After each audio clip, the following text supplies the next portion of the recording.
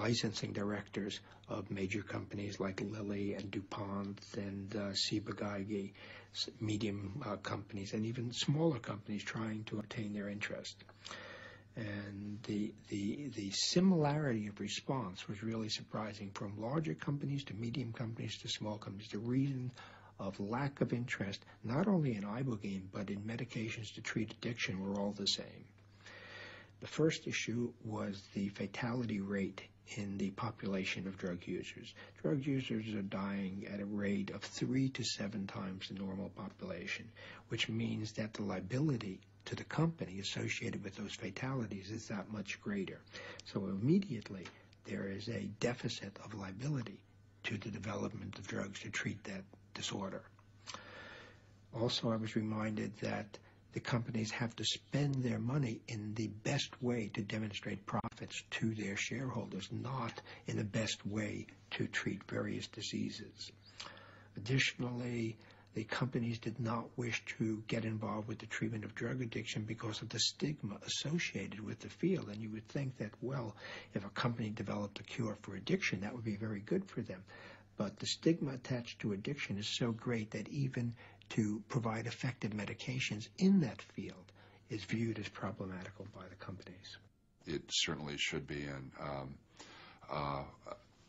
angry, yeah, disappointed more than anything, but not surprised, frankly.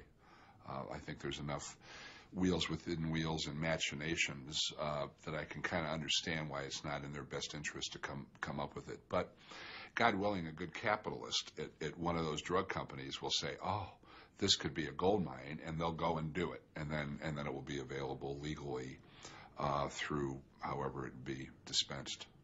But that didn't stop me from leaving the country. That's how desperate I was. And unfortunately, there aren't a lot of people that have the resources I did at the time, which are modest, but think of all the people on the street that could benefit from this, and they don't have the wherewithal to do it, and all the other things that go with recovery.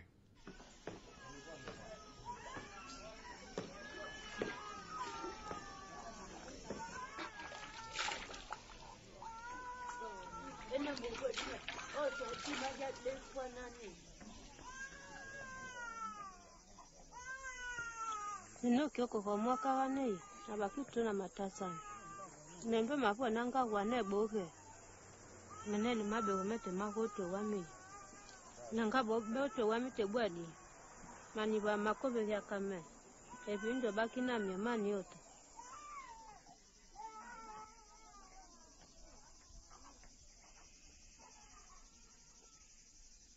Is that right? Yep. All right. Great. What did it say?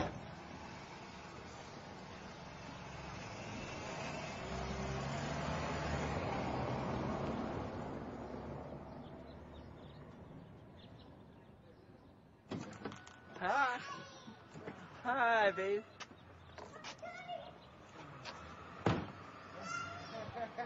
Hi. Hi, baby. Hi. Hi. The car was... Yeah, we were in the car. How are you? You look like a little geisha girl. Can I have a kiss? Look at your sloppy face. Love you. Yeah, I'm home. This is home. This is my little girl, Lexi. My dog. It's my boy, Monty. I know. She's soft. That's it.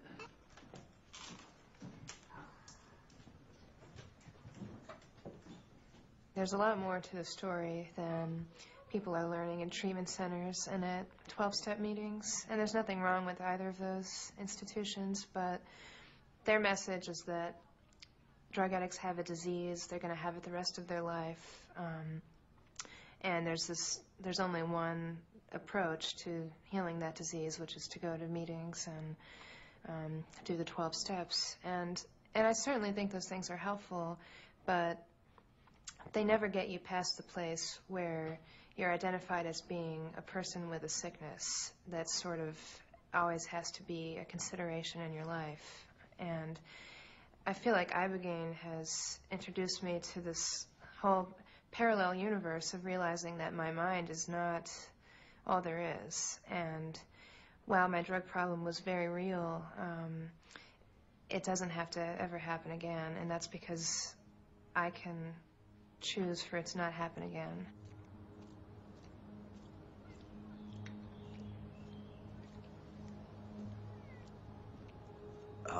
Global awareness and availability has significantly expanded and increased. I think that is absolutely wonderful, and I think that will continue. At the same time, I have great doubts that it's ever going to be an accepted treatment modality for drug dependence. I see a few very small, sort of aborted efforts that haven't gone anywhere. Unfortunately, I think ibogaine will simply continue to exist, expand, and grow, and the awareness of it grows. So people who are in a position that they need it at least know that it's out there. And if you know that it's out there, then you have the opportunity to make choices and get it, however it is that you do so. Unfortunately, I do not think you're going to be in a position in Western society anywhere that you're going to go to your doctor and, okay, I'm strung out, and he's going to say, oh, okay, well, you can get ibogaine treatment.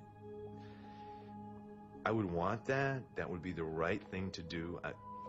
Unequivocally, I can say that would be the right thing to do. But I don't see it happening. I really don't. I don't believe that ibogaine will be the drug that's used in the future. I think it will be used. But I, like a lot of other people, are waiting to see what the second generation drugs will turn out to be.